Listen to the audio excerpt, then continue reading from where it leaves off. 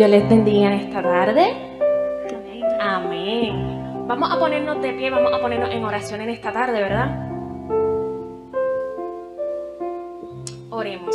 Amantísimo Dios y Padre Celestial, gracias. Gracias porque nos permitiste aquí, Señor, estar en tu casa para adorarte, Señor, para aprender más de lo que tú quieres que nosotros seamos el día a día, Señor, para que podamos saber el camino que tú tienes para nuestras vidas. Señor, trae con bien a todos aquellos que todavía faltan por llegar aquí, Señor. Y, Señor, gracias. Solamente te queremos dar gracias porque nos has cuidado, nos has protegido, Señor, porque nos has bendecido en medio de estas tribulaciones, Señor, en medio de todas estas situaciones que están pasando en el mundo, Señor. Así que gracias. Queremos adorarte, Señor. Queremos tener un corazón dispuesto, Señor, a ponerlo en tu presencia, Padre. Cuídanos, Señor. Amén. Dice la palabra, aleluya. Alabado sea el Señor. Alaba, alma, al Señor. Alabaré al Señor toda mi vida. Mientras haya aliento en mí, cantaré a mi Dios. Hermanos, ¿cuánto les gusta adorar a Dios? Yo no sé ustedes, pero yo disfruto cada día adorarlo. En esta mañana yo les quiero pedir, ¿verdad? Que pongamos a un lado todo, los problemas, las angustias, y simplemente adoremos y alabemos a Dios. Piensa y disfruta todo lo que Dios hace por ti y ha hecho por ti. Así que, hermanos, alabemos y adoremos a nuestro Dios. Pero no solamente hoy, sino cada día de nuestras vidas. Así que glorioso sea el Señor, porque no hay nadie como Él.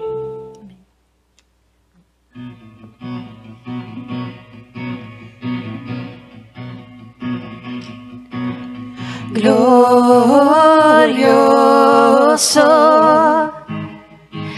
te cantamos glorioso,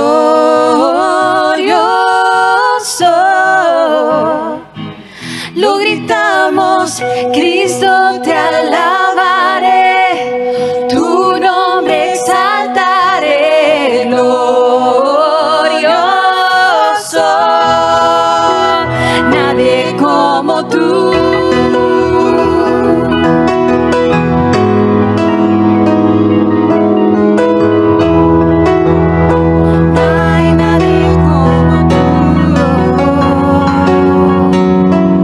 Tú reinarás.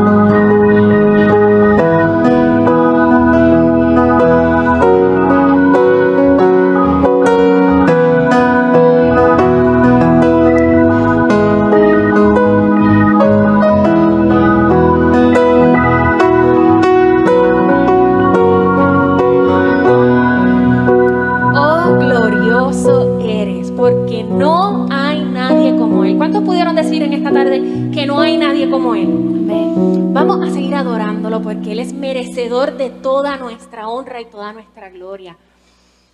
Porque cuán grande es nuestro Dios, ¿verdad? Cuán grande es su amor por nosotros. Porque todo lo que te busca se alegra en ti y se regocijan. Porque los que aman tu salvación dirán siempre cuán grande es el Señor. Hermanos, Dios es grande y nos ama, nos cuida y su fidelidad es incomparable. Vamos a seguir adorándolo porque Él es merecedor de nuestra gloria, ¿verdad? Cuán grande es nuestro Dios.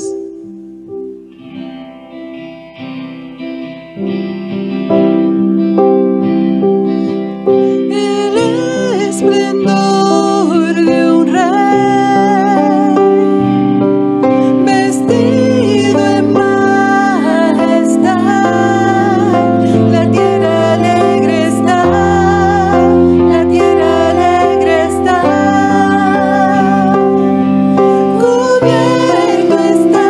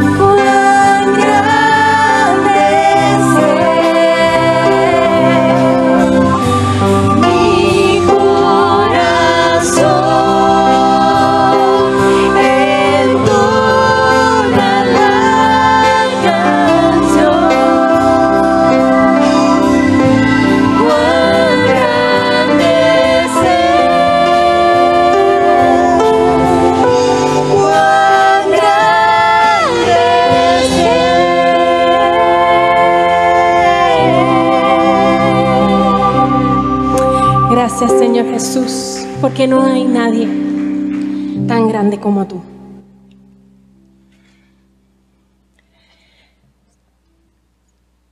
Fijemos la mirada en Jesús, el iniciador y perfeccionador de nuestra fe, quien por el gozo que le esperaba soportó la cruz, menospreciando la vergüenza que ella significaba.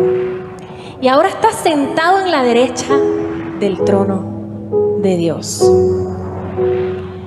Qué hermoso es adorar, ¿verdad? Adorar a nuestro Dios, el que está en el trono, ¿verdad? Sigamos adorando a nuestro Padre, porque en el trono Él está.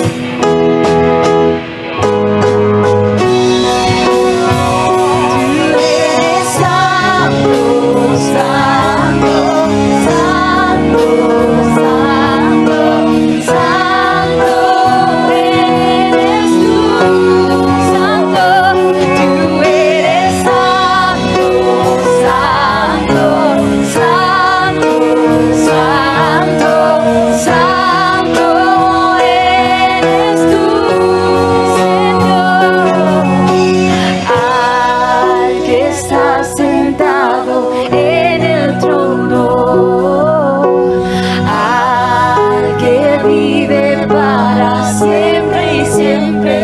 Sea la gloria, sea la honra y el poder, sea la gloria, sea la honra y el poder. Santo eres, Señor Jesús.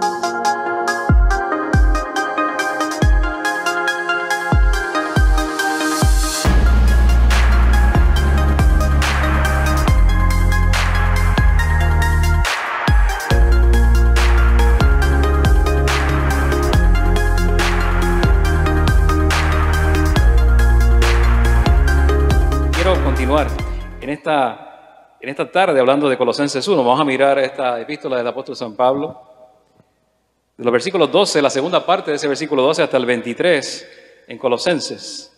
La semana pasada vimos los primeros versos, y en esos primeros versos del 1 al 12 encontramos varias cosas. Vimos la oración de gratitud de Pablo por los colosenses, quienes manifestaban quizá aquellos rasgos de la verdadera iglesia o los verdaderos discípulos, que tenían fe en Cristo Jesús, amor a todos los santos, esperanza en los cielos, el evangelio que da fruto y crece, y amor en el Espíritu.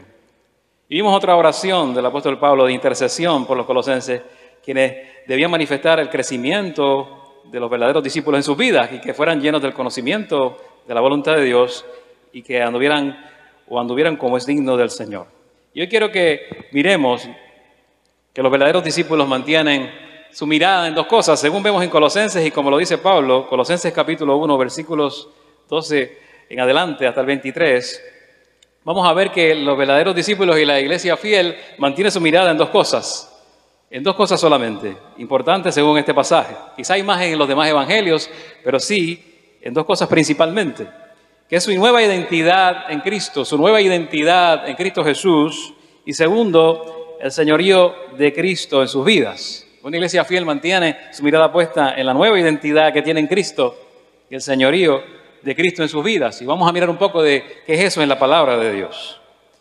Así que vamos a mirar primero el verso 12, la segunda parte al 14 en la Biblia. Y dice la palabra del Señor, esta es la nueva versión internacional: Él los ha facultado para participar de la herencia de los santos en el reino de luz. Él nos libró del dominio de la oscuridad y nos trasladó al reino de su amado Hijo, en quien tenemos redención, el perdón de pecados. Y nos dice Pablo, debemos estar con gozo dando gracias al Padre, ¿verdad?, que nos ha dado todas estas bendiciones, nos ha hecho aptos, dice otra versión, para participar de la herencia de los santos, nos hizo aptos para participar. La persona de Dios, o vamos a mirar la Trinidad en esta tarde, ver a Dios y también a Cristo Jesús, ver las tres personas de la Trinidad quizá estos pasajes que vamos a considerar, estos versos, porque estamos participando de la herencia de los santos y es el Padre quien nos hace aptos, dice allí, no por nuestras obras, sino por la gracia. Hemos sido hechos aptos como parte de la herencia que tenemos, en lugar de que nosotros no lo ganemos, sino que ha sido la gracia de Dios y no por nuestro trabajo que nos ha hecho aptos para recibir una herencia. Somos herederos. Entonces, lo que nos está diciendo es que una iglesia, que es la iglesia fiel a Dios, es alguien que tiene, y un grupo de personas que tiene una herencia, una comunidad de fe que tiene una herencia porque somos hijos de Dios. Somos hijos e hijas de Dios, herederos con Dios, y ya no somos huérfanos. Ya no somos huérfanos. Lo que nos está diciendo el apóstol Pablo es que le pertenecemos a alguien desde el inicio de este pasaje. Y es triste que podamos pertenecer a Dios y vivir como huérfanos. Que podamos vivir, que quizás podamos conocer o hemos escuchado que pertenecemos a Dios, pero vivamos como huérfanos, como si no tuviésemos un Padre que nos amara. Sería triste realmente que nuestras vidas sean así. Jesús dijo, no os dejaré huérfanos, vendré a vosotros. No os dejaré huérfanos, vendré a vosotros. Así que tienes ahora esta nueva identidad como hijo de Dios. Hay un libro escrito por Bruce Tepstra, es un pastor americano, y él dice en su libro Tres Pasiones del Alma, lo siguiente. Él habla acerca de el espíritu huérfano que tienen algunos creyentes. Y voy a leer una porción de su libro. Él dice, me gustaría invitarle al mundo de un huérfano. Está por su cuenta. No tiene a nadie que le considere suyo. No tiene nadie de quien depender. Incluso puede no tener un lugar para dormir. No tiene hogar. ¿Quién luchará por usted si es huérfano? Solo usted. Debe esforzarse y luchar por la vida y hacer lo mejor que pueda para hacerse un nombre. Su futuro es incierto y está lleno de miedo y ansiedad. Y todo esto sin hogar, desesperado, con la confianza rota, separado y alienado. Es la razón por la cual estas palabras de Jesús son centrales para el Evangelio. No los dejaré como huérfanos, vendré a vosotros. Y él narra en su libro de una familia que él conoció en Asia. Él fue en una ocasión a Asia y estuvo visitando y compartiendo y entrenando a esta familia de misioneros. Y estuvo como supervisor de ellos. Y esta familia en Asia había adoptado 3 niños chinos. Ya ellos tenían 3 hijos biológicos, pero decidieron adoptar 3 niños chinos. Y él tuvo la experiencia de compartir unos meses con ellos. Y uno de los chicos que estaba allí, que era adoptado, solo llevaba 3 semanas con ellos. Y él notaba que la conducta del niño, a pesar de que ya había sido reconocido como hijo, a pesar de que ya portaba el apellido de aquellos padres adoptivos, a pesar de que ya no era huérfano y tenía un hogar donde le amaban, seguía comportándose como si fuera huérfano. Seguía comportándose como si no tuviera ninguna bendición. Seguía comportándose como si nada de aquello le perteneciera. Y su conducta no había cambiado. Y pasó un largo tiempo, un proceso largo, para que este chico entendiera que era amado por una familia y que pertenecía a una familia y tenía un padre y una madre que le amaban. Y a veces a los creyentes nos puede suceder exactamente igual. A medida que experimentamos quizá el amor del Padre, nuestra comprensión y la perspectiva de vida cambiarán. La conducta cambiará a medida que el amor del Padre cambie nuestro corazón, pero a veces vivimos como huérfanos. Aquel niño lo llevaron a unas vacaciones y fueron a un hotel y había una piscina y él no sabía qué hacer, él no se atrevía a meterse en la piscina, no se atrevía a hacer nada de lo que hacían sus hermanos, los hijos biológicos de aquella pareja, porque no se percibía como hijo y no se percibía como que pertenecía. Entonces te pregunto si tú te percibes como que perteneces a Dios, si te percibes como alguien que realmente es un hijo de Dios. Si has conocido a Dios, sabes que tienes una herencia, sabes que no estás solo, sabes que no eres huérfano, sabes que hay alguien que te ama y siempre te ha amado y siempre te amará y nunca te dejará, y que perteneces a la familia de Dios y perteneces al pueblo de Dios. Porque eso es parte de nuestra identidad como hijos de Dios. Si es una iglesia que va a ser fiel, tiene que entender que tiene un Padre que le ama. Y un Padre que también debemos honrar y adorar. Segundo, dice allí Pablo, el cual nos ha librado de la potestad de las tinieblas, nos ha librado ya, nos libró, está en pasado, de la potestad de las tinieblas.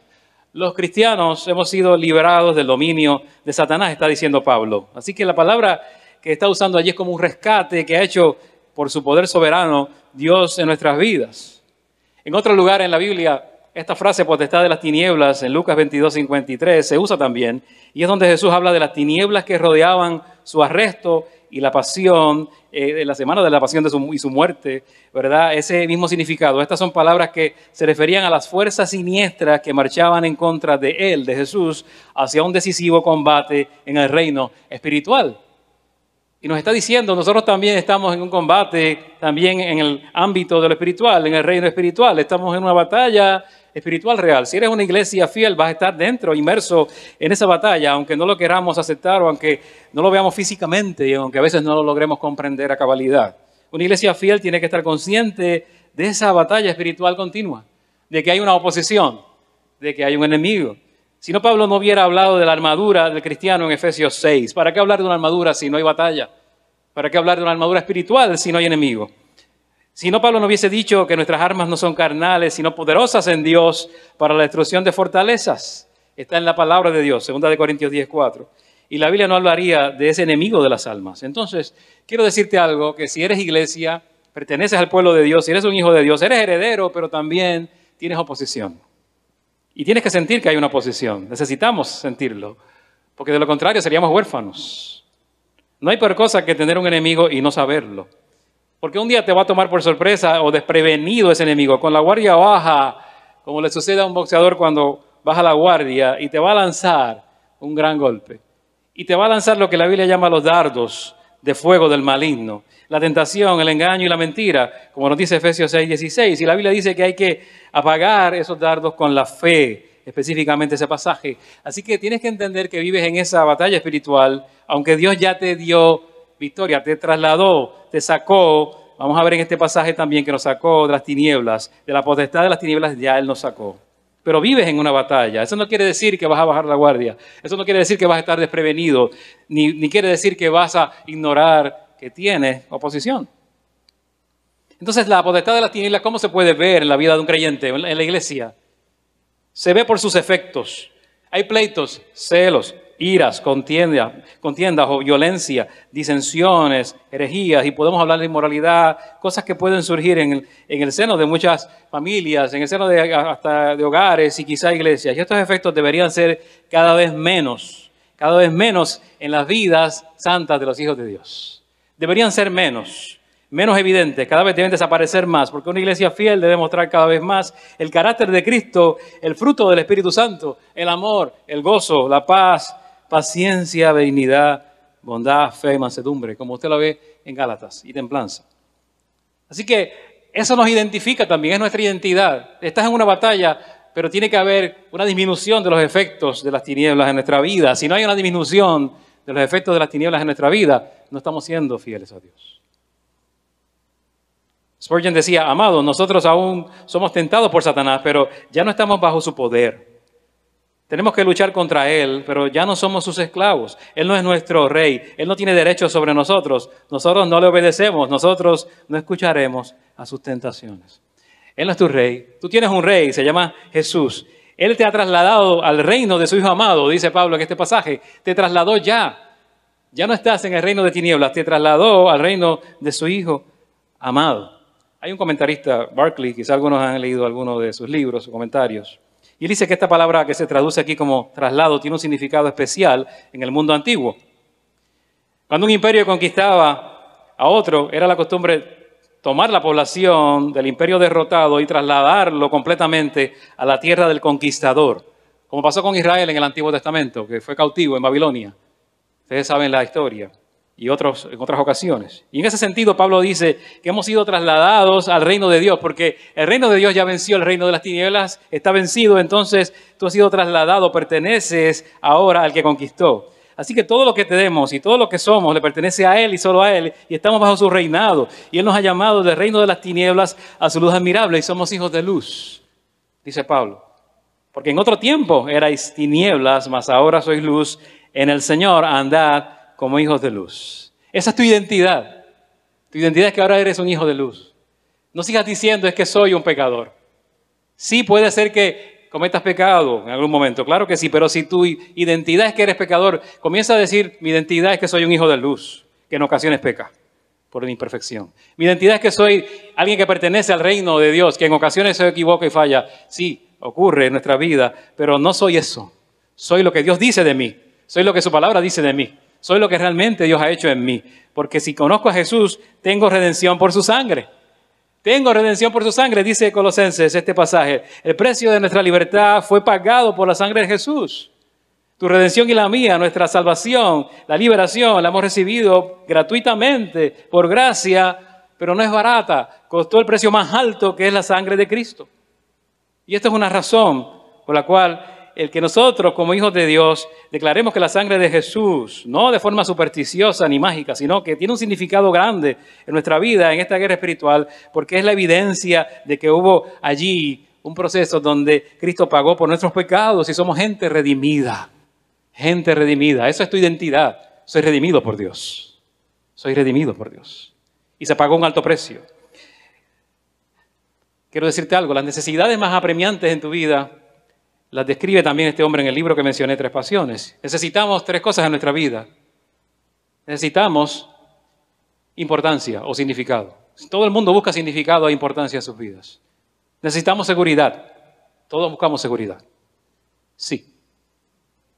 ¿Verdad que sí? Tú buscas seguridad. Yo busco seguridad en algo, en alguien. Buscas tener significado e importancia en algo y en alguien.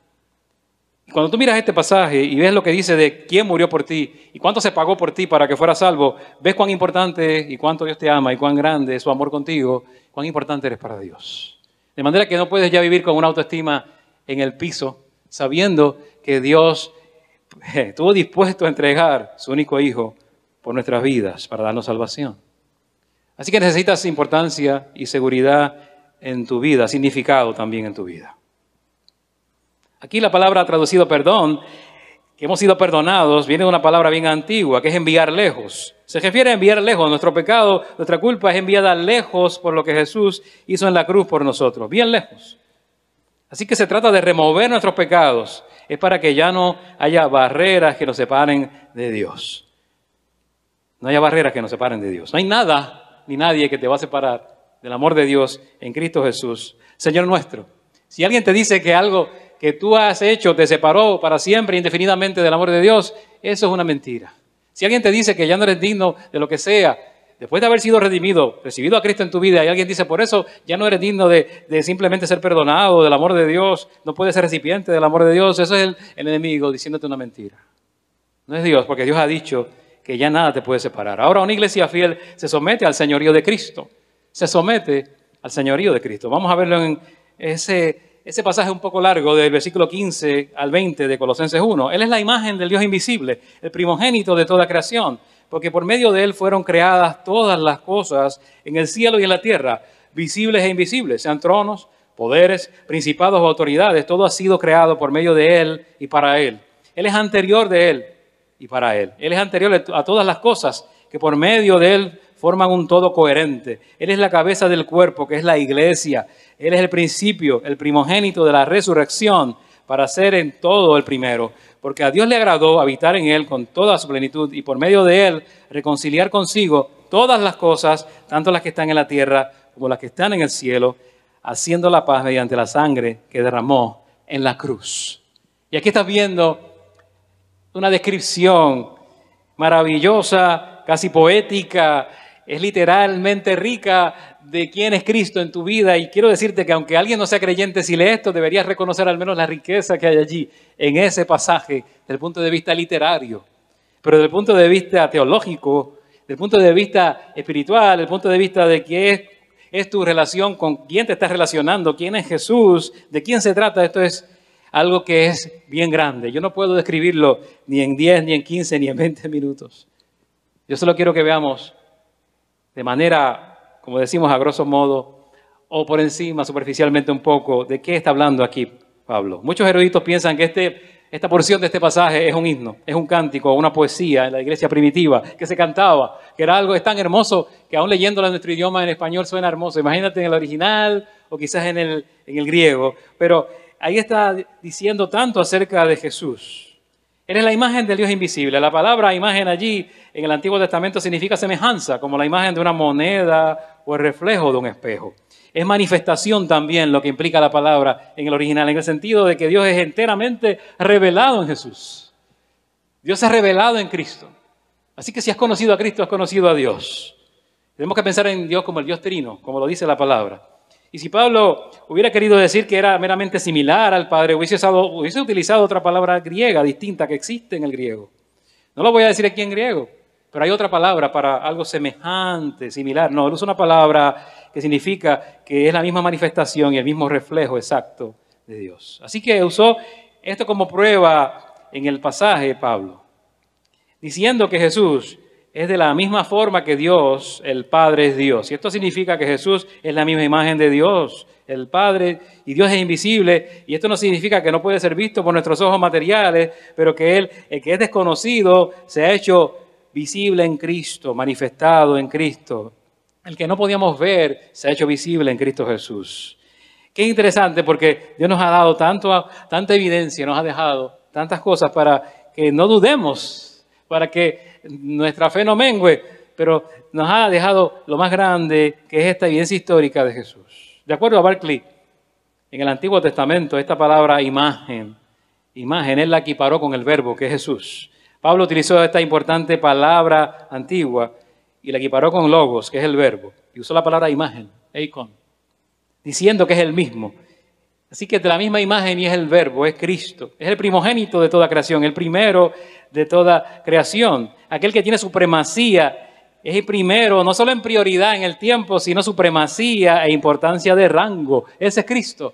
Primero en rango, primero también en el sentido cronológico, en el tiempo. Antes de todas las cosas ya existía. Por eso es importante entender un poco esta riqueza que está en este pasaje, porque está diciendo que Jesús es antes de todas las cosas, el primogénito de la creación, es antes de todo lo creado, siempre ha existido, tiene supremacía sobre todo y sobre todos. Jesús es antes de todas las cosas y está por encima de todas las cosas. Y ese es el Cristo que tú le sirves y es el que murió en la cruz por ti. Imagínate cuánto te ama. Si sigues mirando, dice que es el primogénito de la creación. Título que indica que Jesús es igual a Dios. No está diciendo que es menos que Dios. Está diciendo que es igual. ¿Sabes qué? En el Antiguo Testamento, y algunos rabinos en la antigüedad llamaban a Jehová, a Yahvé, ¿sabes cómo le llamaban? El primogénito del mundo. Al Dios que adoraban en el Antiguo Testamento, a Jehová, a Yahvé, el primogénito del mundo. Y aquí está diciendo que Jesús es el primogénito también. Así que usaban la misma, hacían referencia a esto. Primogénito es algo mesiánico, es algo que se refiere a Cristo.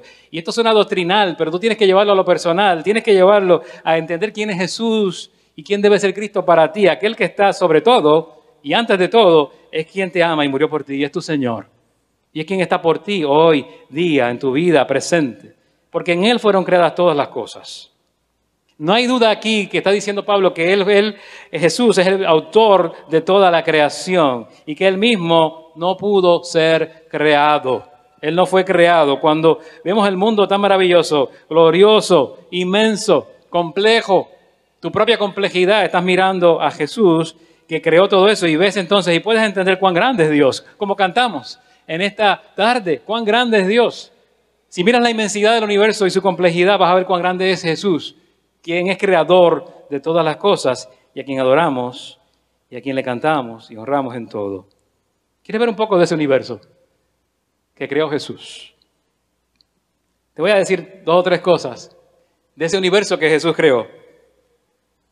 ¿Sabes que los cometas que tú ves tienen rastros de vapor de hasta 10.000 millas de distancia? Todo eso. Pero si los pusieras, todo ese vapor, lo pusieras en una botella, la cantidad de vapor que estaría presente sería 1 pie cúbico de espacio. Todo eso que se desplaza en 10.000 millas se puede recoger en 1 pie cúbico. En el universo tú ves un planeta como Saturno con unos anillos. Son 500.000 millas de circunferencia, pero son tan solo de hasta 1 pie de espesor. Y se pueden ver en un telescopio. Si el sol fuera del tamaño de una bola de playa y se pusiera en lo más alto del edificio como el Empire State Building, el grupo más cercano de estrellas estaría tan lejos como lo está Australia del Empire State Building, para que tenga una idea de la distancia. Si usted quiere ver esta inmensidad de su propio planeta, la Tierra, hay más insectos en 1 milla cuadrada de tierra rural que seres humanos en toda la Tierra. Y toda esa inmensidad la ves en el universo, la ves en el planeta tuyo, en el planeta Tierra, la creó Jesús. Jesús es el creador, autor de todo eso y autor de tu vida. Y tú que tienes una herencia genética, un solo cromosoma humano tiene 20.000 millones de bits de información. 20.000 millones de bits de información. Para los que les guste la tecnología, ¿cuánta información es esa? Si fuera escrita en libros ordinarios, en un lenguaje ordinario, tomaría alrededor de 4.000 volúmenes. Y está eso en tus genes. Y si todo es así de complejo, imagina el poder de Jesús. Jesús fue el creador de todo ese universo y de tu propia vida. Imagina quién es Jesús, cuán grande es el Dios que tú en esta hora y en esta tarde dices adorar. Quiero que lo veamos también en el sentido del pasaje. Hay un erudito en el idioma griego, A.T. Robertson, y él dice que la frase todas las cosas fueron creadas tiene la idea de que siguen creadas o permanecen creadas. Así que lo que Jesús creó sigue creado y permanece creado por su poder. Sigue creado y permanece creado por su influencia. Sigue creado y permanece creado porque Él lo sostiene. La permanencia del universo descansa en Cristo. Aún la misma gravedad que te sostiene en esta hora pegado al suelo y no permite que te eleves, depende de Cristo. Estamos hablando de un universo cristocéntrico. El universo es cristocéntrico. Y Dios quiere que tu vida sea cristocéntrica. Sean tronos, sean dominios, sean principados, sean potestades. Eso dice la palabra, todo está bajo el dominio de Él. En Colosenses, para no sacar de contexto el pasaje, en la iglesia en Colosas había una herejía y se pensaba y se había elaborado toda angelología, se había elaborado toda una jerarquía de ángeles como mediadores entre Dios y los hombres, lo cual es falso. Los pusieron como mensajeros, los pusieron allí como mediadores. Y Pablo enfatizó que no importa el rango de seres espirituales que tú puedas tener y pueda haber, Jesús también los creó. Y dichos seres únicamente le responden a Él. Y Él quiere que tú le respondas a Él en esta hora. Que no te olvides de quién es Él. Y que tu vida se la debes a Él. Aún la biológica, aún la vida física, pero hay una vida eterna que te ofrece en esta hora. Vida espiritual, vida para siempre. Entonces Dios te llama a que entiendas que Él es antes de todas las cosas, el que es el principio. Pablo lo escribió aquí porque también había una herejía peligrosa en ese momento. Pero más adelante surgió otra herejía de alguien llamado Arrio, siglos después, que decía que Jesús no era Dios y que hubo un tiempo en que Él no existió, que había sido creado. Eso también surgió, esa herejía. Y han surgido muchas ideas falsas acerca de Jesús. Pero Pablo entendió correctamente y escribió inspirado por el Espíritu Santo que Jesús es antes de todas las cosas y que Él mismo es el principio de todo. Si no tienes ese concepto de Jesús, tenemos un concepto minimizado de Jesús. Algunos creen equivocadamente que la divinidad de Jesús o de Cristo fue un invento de la iglesia en el concilio de Nicea en el año 325, y eso es falso. Allí solo se refutó la herejía de Arrio, el arrianismo. Se refutó allí, pero Pablo está diciendo desde el Nuevo Testamento, desde el primer siglo, dirigido por el Espíritu Santo, inspirado por el Espíritu Santo, que Cristo es divino, que la eternidad es de Cristo y es de Él. Él es el mismo, es la eternidad porque Él es el alfa y el omega, principio y fin. Y si no crees eso de Jesús, tienes un Jesús pequeño y minimizado. Dios no quiere eso. Tu identidad como cristiano depende de quién es Cristo en tu vida. Y si te sometes a ese Cristo, a su señorío en tu vida. De eso se trata.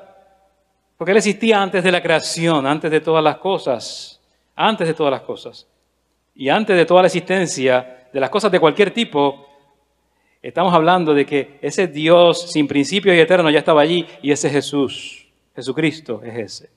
Y todas las cosas en Él subsisten, añade aquí el apóstol Pablo. Hablé un poco de eso ya, pero es el sustentador. Dios como el sustentador es tan necesario. ¿Para qué? Para darle continuidad a todo, para darle continuidad a todas las cosas, al universo, a todo. Asimismo, Dios el creador es quien creó todas las cosas, pero este poder de preservación o continuidad están en este pasaje asignados a Cristo. Cristo le da continuidad a todo. Le da continuidad a tu vida. Le da continuidad a la eternidad que te ha dado si has creído en Él. Él es la cabeza del cuerpo que es la iglesia. Y cuando nos creemos muy grandes en la iglesia, estamos tratando de ponernos al nivel de Cristo. Hay que tener mucho cuidado con ese orgullo espiritual.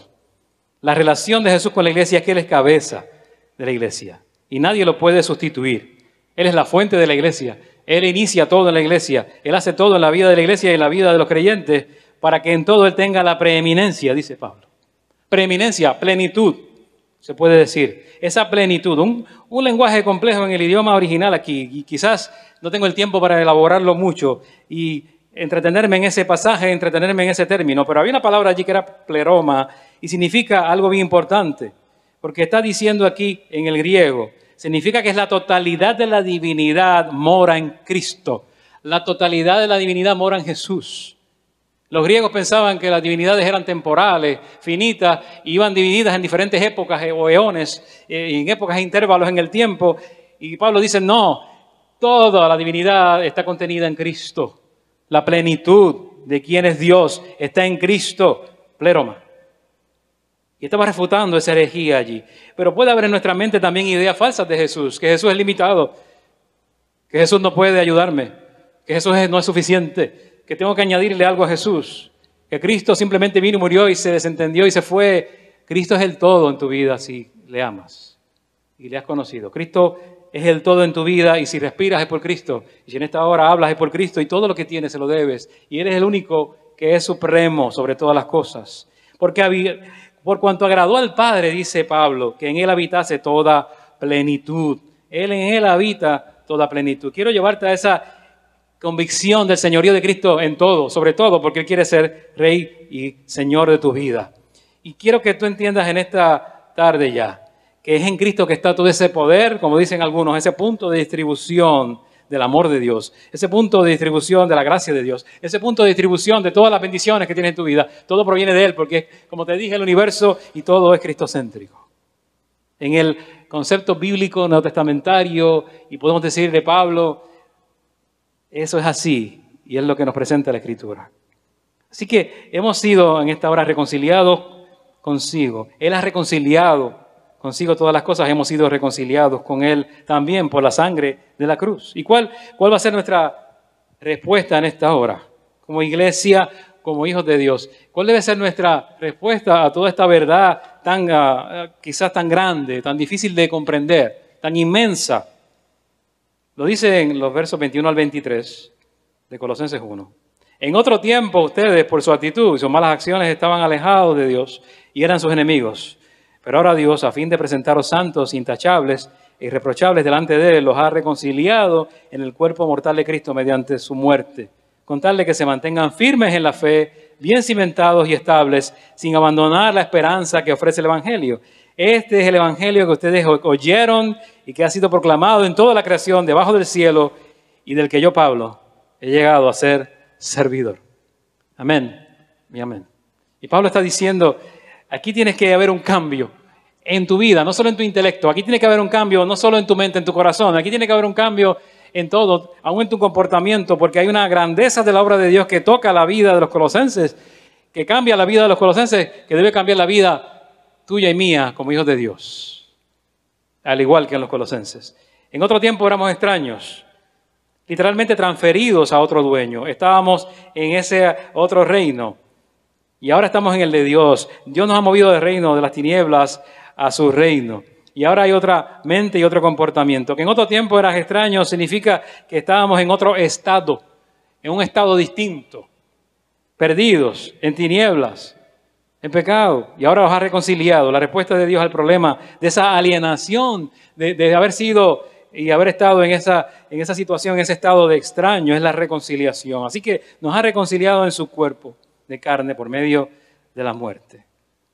Cristo ha hecho posible el perdón y la justificación, las dos cosas. Y quiero decirte, tú puedes ver a Dios como un juez que está allí haciendo justicia, pero también lo puedes ver como un amigo que se reconcilia, alguien con quien te reconcilias. Las dos cosas son correctas.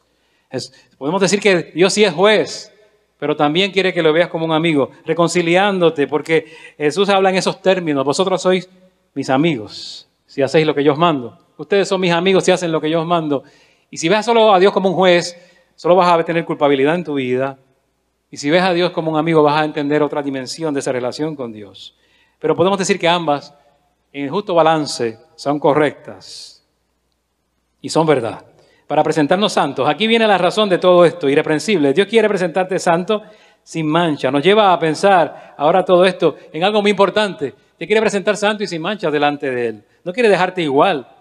Y la terminología que se usa aquí es como cuando se presentaban los sacerdotes en el Antiguo Testamento un sacrificio. Había que ver si era limpio, si era correcto lo que se iba a ofrendar a Dios, la ofrenda que se llevaba, fuera un cordero, lo que fuera, tenía que ser limpio. Y está hablando de eso mismo. Cristo por su obra te presenta limpio delante del Padre, por su sangre que te limpió. Él ha hecho la obra, no nosotros. Si permanecemos fundados y firmes en la fe. Y aquí hay algo importante que quiero decirte. Dios ha hecho toda esta obra, pero también nos permite tener la permanencia en esa relación con Dios.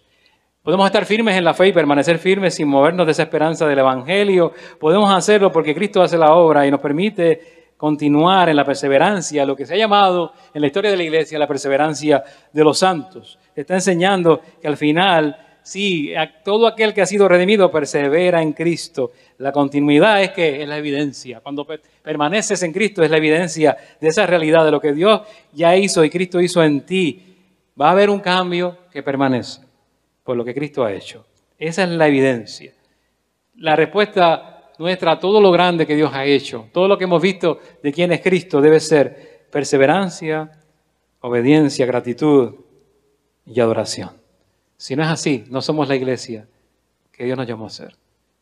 Solo una iglesia fiel permanece y persevera en Cristo por la obra que Cristo ha hecho, por lo que Él puede hacer en nosotros, en Cristo Jesús. Dios quiere ser el centro de tu vida en esta hora, porque Él es centro del universo ya.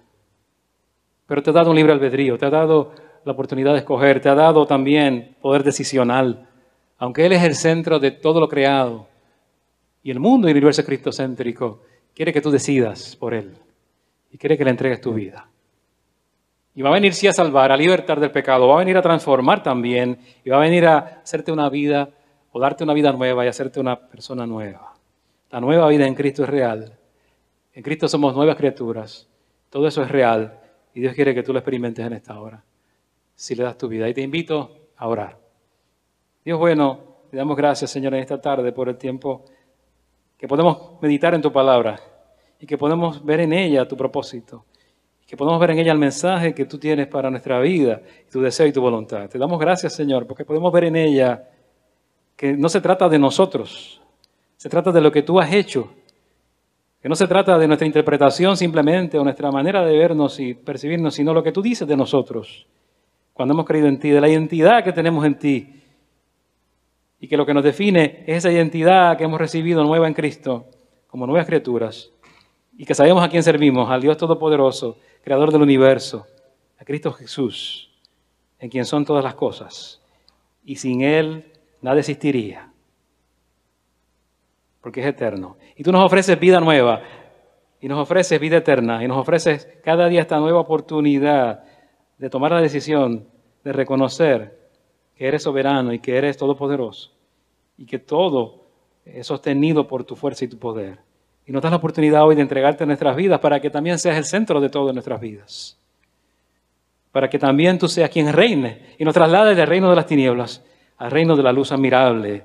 Nos traslades a tu reino para vivir bajo tu señorío, seguros en ti, sabiendo que tenemos significado y propósito en ti, y sabiendo que ya no tenemos que buscar en otro lugar, porque simplemente tú nos has dado una nueva identidad. Y te invito a que en esta tarde, si no le has entregado tu corazón a Jesús, lo hagas. Sea que estés aquí en el templo o estés escuchando las ondas radiales, que le entregues tu vida a Jesús, para que experimentes el amor de Cristo en tu vida, el perdón de Cristo en tu vida, la justificación. Te va a dar nueva vida, te va a redimir, te va a dar una nueva oportunidad, te va a cambiar toda tu realidad, te va a transformar.